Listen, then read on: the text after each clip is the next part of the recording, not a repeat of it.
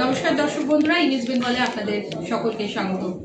নমস্কার দিলীপদা, প্রথমেই আপনাকে ইমেজ বেঙ্গলে স্বাগত এবং অনেক অভিনন্দন আপনার এই জয়ের জন্য। বিজেপির রাজ্যে ক্ষমতায় আসার পর বা জয়লাভের পর একাধিক রাজনৈতিক যে হিংসার খবর সেটা আমাদের নজরে আসছে এবং গতকালের যে ঘটনা সেটা আমাদের প্রত্যেককে বিচলিত করেছে যে শুভেন্দু অধিকারী যিনি আত্মসহায়ক চন্দ্রনাথ রথ তাকে এইভাবে নির্মম এবং নৃশংসভাবে খুন করা হলো। পশ্চিমবঙ্গের হিংসার সংস্কৃতি নতুন নয়। নির্বাচন কমিশন অনেক চেষ্টা করে, এবারে সেটা ভোটের সময় হিংসা হতে দেয়নি। কিন্তু যারা হিংসায় অভ্যস্ত তারা তো আর চুপ করে বসে থাকবে না, চেষ্টা করছে। গতবার 2-3 দিনের মধ্যে প্রায় 18টা লাশ পড়েছিল, মহিলাদের অত্যাচার হয়েছিল, পোস্টপোন ভায়োলেন্স। মমতা ব্যানার্জি বলেছেন 3 দিন তো আমি মুখ্যমন্ত্রী ছিলাম না। এবারও তাই, এখন তো উনি মুখ্যমন্ত্রী নাই। তার মানে কি সেই গুন্ডারা যাদেরকে উনি নিয়ে এসছেন রাজনীতিতে তারা তাই করবে? কিন্তু পুলিশ প্রশাসন তো আছে, সেটা তো স্থায়ী। তাদের সক্রিয়ভাবে এই ধরনের ঘটনাকে আটকানো দরকার আছে। মমতা বন্দ্যোপাধ্যায় তিনি এত বিপুল আসনে হারের পরেও তিনি কিন্তু ইস্তফা দিচ্ছেন না এবং তার জন্য কি এইরকম রাজনৈতিক পরিস্থিতি তৈরি হচ্ছে বলে আপনি মনে করেন? উনি নিজে অস্থিরতা তৈরি করছেন পশ্চিমবঙ্গে, আর যা কিছু অঘটন ঘটছে তার জন্য উনি দায়ী। আর চিরদিন উনি এই উৎপাতের রাজনীতি করেছেন, একটা অব্যবস্থা তৈরি করে মানুষকে ব্যতিব্যস্ত করে দেওয়া, শাসনকে ব্যতিব্যস্ত করে দেওয়া চেষ্টা করছেন, কিন্তু এখন আর সে গুরুত্ব নেই, না ততটা পাচ্ছেন না। কিন্তু তার দ্বারা উদ্বুদ্ধ হয়ে কিছু অনুগামী এই ধরনের ঘটনা ঘটাচ্ছে। অভিষেক বন্দ্যোপাধ্যায় তিনি বলছেন যে মমতা বন্দ্যোপাধ্যায় যতই উদার হোক, স্টিয়ারিং আমার হাতে রয়েছে। গাড়ি নেই তো স্টিয়ারিং করতে আসে, কল্পনা করতে তো পয়সা লাগে না, স্বপ্ন দেখুন।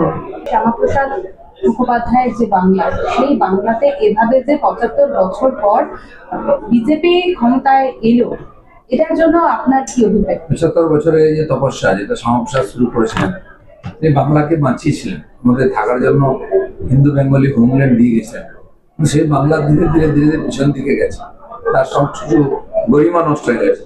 এখন আমাদের কাছে একটা চ্যালেঞ্জ, আমরা তার সেই স্বপ্নকে সফল করবো। পশ্চিমবঙ্গের মানুষ যেন বাঙালি হিসেবে গর্বিত হতে পারে, সেরকম বাংলাতে 9 তারিখ শপথ গ্রহণ অনুষ্ঠান এবং সেই শপথ গ্রহণ অনুষ্ঠানে মুখ্যমন্ত্রীর নাম হিসাবে অনেকগুলো নাম উঠে আসছে। তো আপনি কি মুখ্যমন্ত্রী হতে চান? হচ্ছে চর্চা চলতেই থাকবে। আর আমাদের পার্টিতে আমাদের মধ্যে কেউ এখন মুখ্যমন্ত্রী হবে, আর সেই বাংলার উপর বাংলা করবে। বাংলার মানুষকে দিলীপ ঘোষ, বিধায়ক দিলীপ ঘোষ কি বলবেন? নতুন কিছু বলার নেই, আমরা বলেছি এবং মানে প্রধানমন্ত্রী বলে গেছেন বিজেপির ভরসা করে 5 বছর সময় দিন আমাদেরকে, আমরা বাংলাকে পাল্টাবো।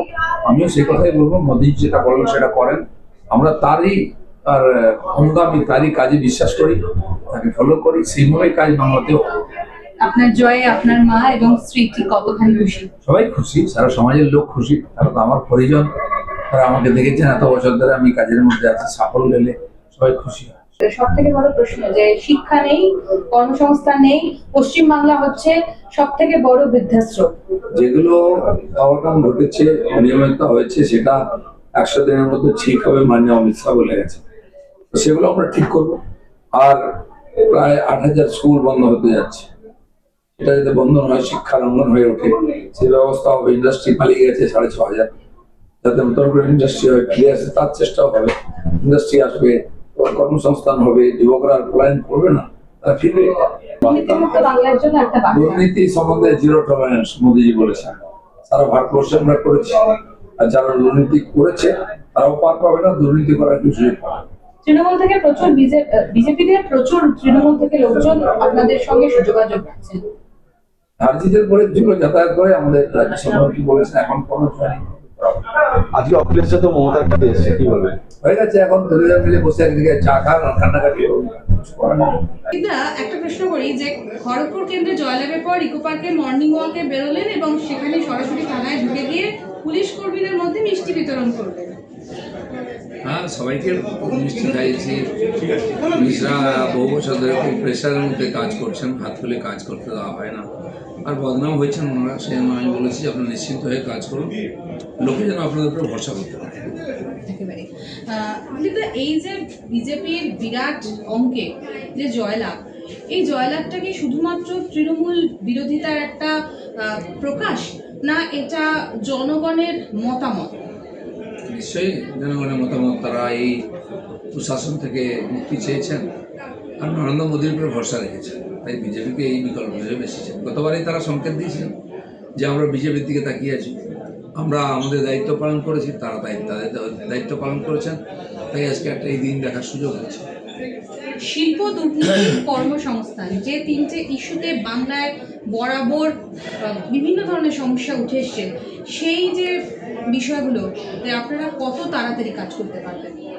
দেখুন, বিজেপি গত ধরুন 40 বছর ধরে লাগাতার কাজ করে বিভিন্ন রাজ্যে ক্ষমতায় আছে, কেন্দ্রেও 10-12 বছর হয়ে গেল।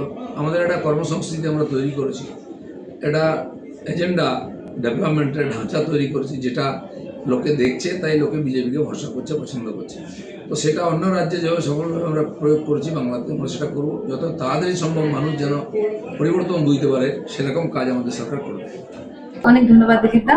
নমস্কার, ক্যামেরায় অজিত দাসের সঙ্গে শান্তিনী রিপোর্ট, নিউজ বেঙ্গল, কলকাতা।